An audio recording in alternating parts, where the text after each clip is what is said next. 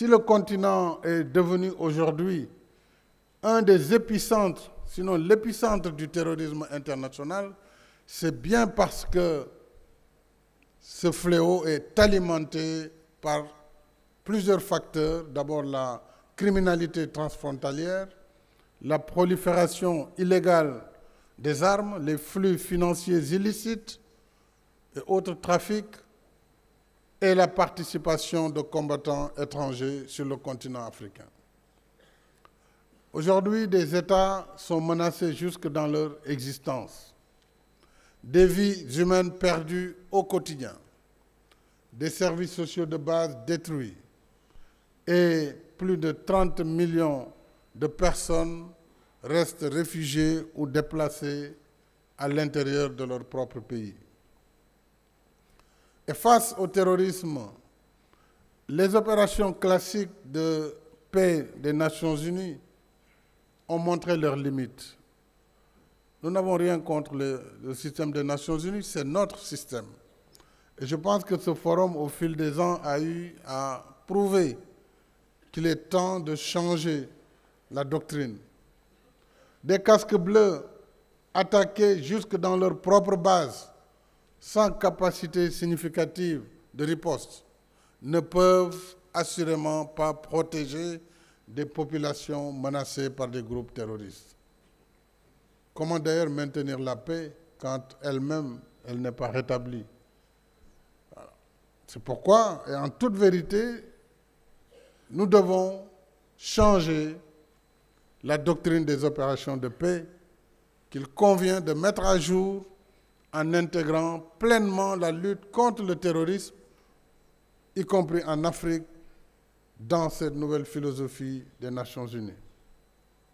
Et comme je l'ai indiqué dans mon adresse à la 77e session de l'Assemblée générale cette année, le terrorisme qui gagne du terrain sur le continent n'est pas qu'une affaire africaine. C'est une menace globale qui relève de la responsabilité première du Conseil de sécurité, qui est garant du mécanisme de sécurité collective en vertu de la Charte de l'Organisation des Nations Unies. L'inertie du Conseil de sécurité dans la lutte contre le terrorisme en Afrique porte en elle-même la défaillance du système multilatéral.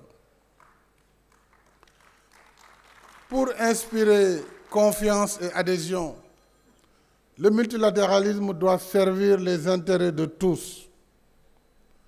Autrement, il continuera de susciter la méfiance des uns, la défiance des autres, et il finira par perdre la crédibilité et la légitimité attachées à son autorité. Je salue à ce sujet la position éclairée de sa sainteté, le pape François. Dans son récent livre intitulé « Je vous demande au nom de Dieu 10 prières pour un futur d'espérance », le Saint-Père constate avec justesse que le multilatéralisme tel qu'il fonctionne ne répond plus aux nouvelles réalités et prône des réformes pour faire retrouver aux organisations internationales leur vocation primordiale de servir la famille humaine. Fin de citation.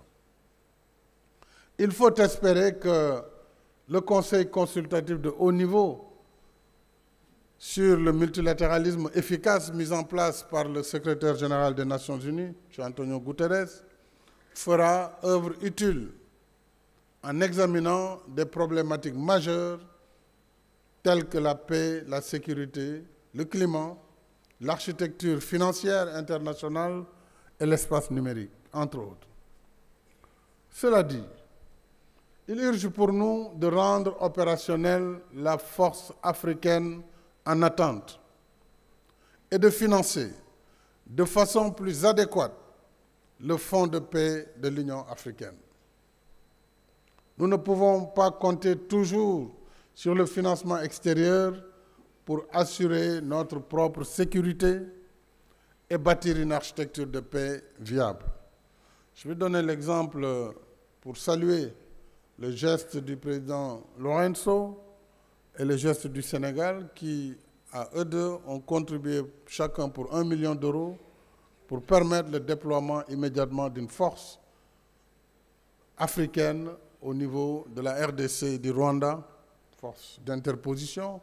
C'est un exemple, mais cet exemple doit être multiplié à l'échelle africaine pour que d'abord nous fassions les efforts internes de mobilisation avant de demander l'appui de nos partenaires extérieurs.